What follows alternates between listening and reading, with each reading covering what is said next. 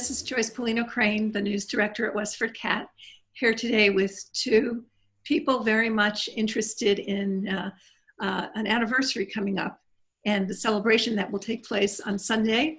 Linda Greene, Westford Historical Society Director, and Emily Teller, who is a passionate Westford citizen, she says, or resident, if that works. Linda, can you tell us what the event is and what you're planning? Yeah, thank you, Joyce. We're planning a 1920s victory rally and promenade in honor of the passing of the 19th Amendment. This is the 100th anniversary of the passing of the 19th Amendment, women's right to vote, and we're going to be inviting a few of our prominent women officials to speak. Who are the officials? We've asked Ellen Hardy to speak at our rally. She was the very first woman select person from Westford. Madonna Mackenzie, she was the first chairperson of the select board. She is going to be speaking as well. We've also asked Andrea, our current select board chairperson, to speak. And Anita, of course, will be speaking as our newest member. So that's Andrea Perriner-Sweet and Anita. I do not know how she pronounces her last name. Toner can win. Thank you. Tona Carnwin. Sorry, Tona Carnwin. Who is now the newest select board member. Select board member, yeah. So we're also going to bring in a little bit of history with two of our Westford Academy Museum Club members. They are going to be representing two women who had a little impact on the suffrage movement here in Westford. They were both Westford Academy graduates. May Balch, who graduated from Westford Academy, I believe, in the 1880s, and she actually marched in the 1915 Victory Rally Parade in Boston. And then, of course, we're having Kate Hamlin speak as well. And one of the Museum Club members represent Kate Hamlin as well. So we're very excited to have their participation in the rally. And this is only one of a series of events that you've coordinated, is that correct? Yeah, that is correct. We've put together a program, Westford Celebrates Women's Rights to Vote. This is a program that we've coordinated with the League of Women Voters of Westford, as well as the Westford Cultural Council. So we've developed a small steering committee between those three organizations, and we've been able to bring together a couple programs this fall, or past fall, one on Harriet Tubman and her involvement in the early start of the suffrage movement, as well as Barbara Bernstein, who wrote a book on Massachusetts suffrage. She came and she spoke at the museum several times. And we had a whole program, a series planned, and unfortunately, with the pandemic, we had to cancel and postpone a lot of the events. Lynn Cohen actually came up with the idea of doing some kind of a parade, and she had seen it.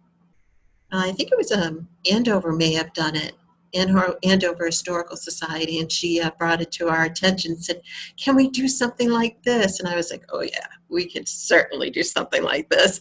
And we expanded it a little bit further to include the rally as well as the promenade.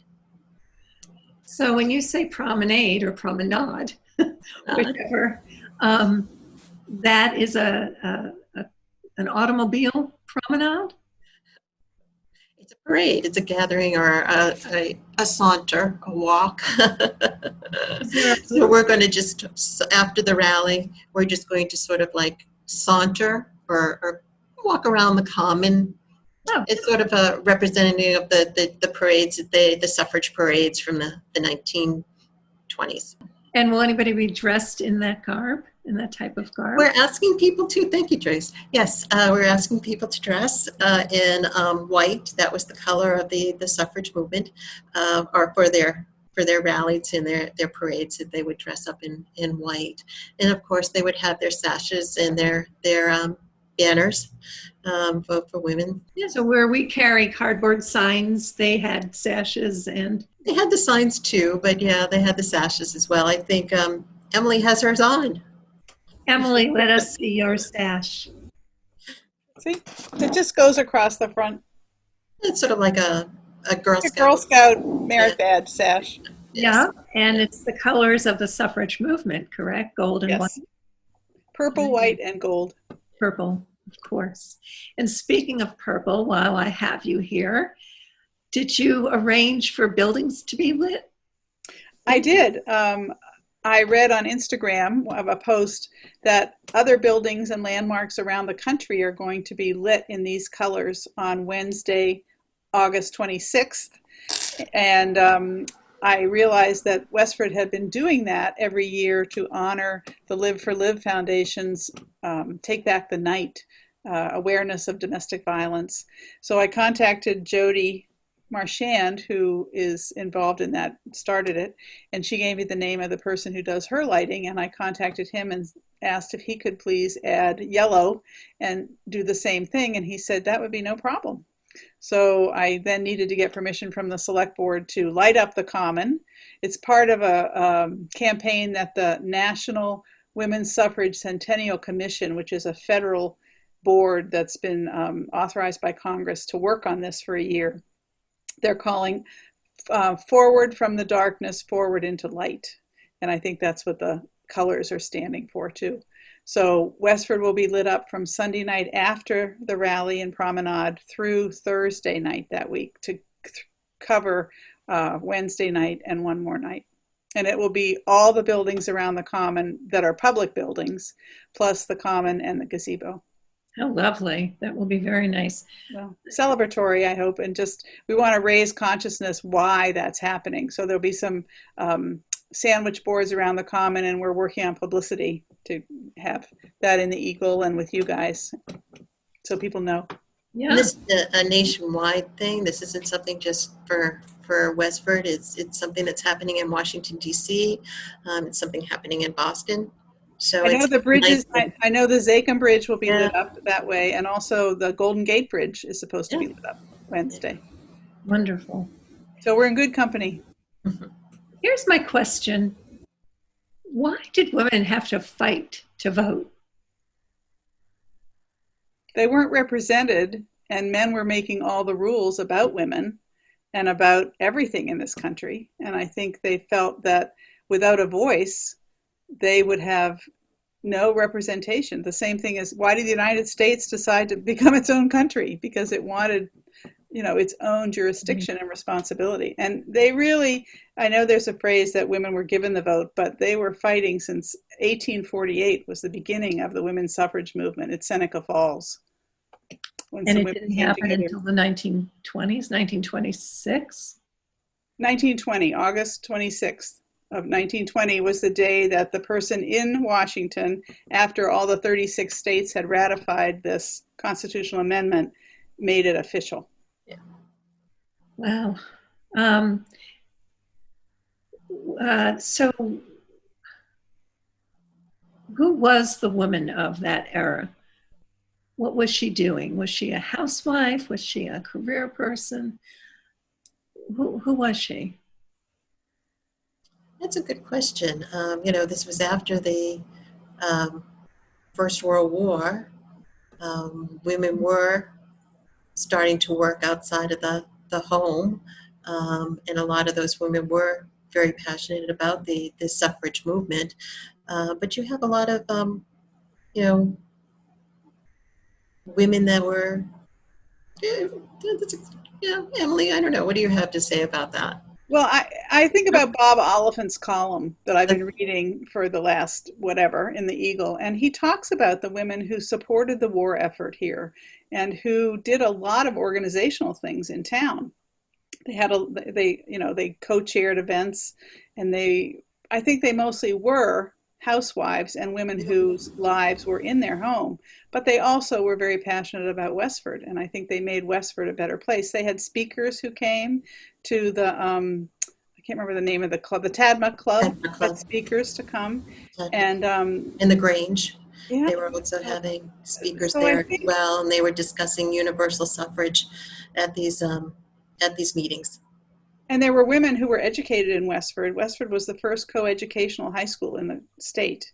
And I think there were women who were educated here, and because of that respect for education, went on to four-year colleges to get degrees and advanced degrees. And so I think Westford was a very respectful town in terms of intelligence and academia, and women's respect for women too. I have this saying to describe the town to people who don't live here. I've said this before, but everyone in Westford looks like a farmer and has a PhD.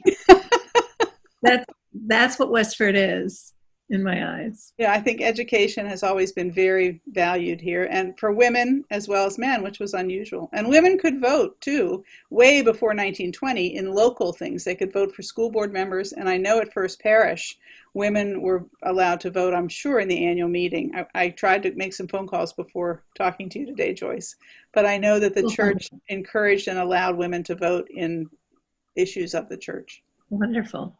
So good to know. And so good to live in a town that you can be proud of. At least 100 years. Yeah. 1729 is our founding. Yeah. I'm interested in knowing the role of the Black woman in this fight. Do you have any information on that? Either of you? I mean, not really. I think we're affirming that. I mean, Yeah. we know that many Black women were pivotal to making this a success in their communities, in their churches, in their towns. And Black men, I guess, 15th Amendment, yeah. were supposed to have had the right to vote. I think in the North they did vote. So I think some Black men were also voted to give, all men had to vote to give women suffrage. So every success in every state was because men voted for that. And why the Black women were not included, we can only theorize, I think, at this stage. There may be some writings about it, but it was a mistake, we feel, from our vantage point here.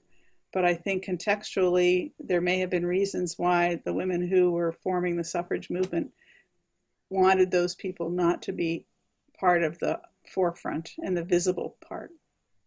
Wow. But there's more and more evidence that Black women were very instrumental. Yeah. And I think until the Voting Rights Act of 65, Black men weren't really assured of being able to vote. Of 1965? Yeah, because there were ways in the original, I think there were literacy tests that were talked about and were given to Black people especially, that were ridiculous and hard to disenfranchise them. You know, they were asked things like count the number of jelly beans in a jar and how many stars in the universe. And, you know, the poll person could determine what questions were asked and if a literacy test had to be given. And so the Voting Act of 1965 really addressed that. But in Switzerland, for example, women didn't have the right to vote until the 1970s. Women didn't have the right to vote, and they had to strike and basically say, we're not doing anything for the men, to get the men to finally say, okay, we'll give you that respect and you can vote. Do we have the year when Massachusetts approved women voting? It was 1919. I think it was June of 1919. So that was I think we were the 8th state to pass that. I just remember seeing recently. That's interesting. Such an interesting topic. Well, it goes way back. You know, people are celebrating when the states began to ratify it, but women really came together. There's a statue that's being unveiled on Wednesday morning of Sojourner Truth. Oh, I don't know if I can remember these three. Sojourner Truth. Do you know who they are? And two white women, whose name I can't remember, which I love, in Central Park. And it's the first statue of any females in Central Park. Yeah, that's interesting. So that's happening this Wednesday too. It's on Speakers Row, which I don't know where that is, but I have to look into that a little bit more. That sounds very interesting. So I'm going to start wrapping this up unless you have more to say, Linda or Emily, either one of you. One of my final questions always is, what do you want residents to know? Well, I want them to feel encouraged to come to the rally and promenade and be a part of this event that happens only once every 100 years. I hope it will happen again in, 2120. But I hope people will come and celebrate and try and be aware more of women's history that really is not in our canon. There are a lot that women have done throughout the years and continue to do now. It's like, the computers for the space shot. They were behind the scenes, the women who did all the calculations. But Yes, I saw that movie. Yeah, we need to know about them. And I'm really happy for the young women who are representing Kate Hamill and May Balch. I think the fact that we have young women who want to do that, to participate, I think that's really important. Plus the issue of voting. I think voting is so important and is going to be so important in November. The deadline, I don't know when this will be shown, but the deadline for registering for the September primary is the day before the rally, August 22nd. Oh, that's coming up. And yes, it is. It's next Saturday, this Saturday. So people can go to Town Hall and register to vote September 1st in the primaries by party.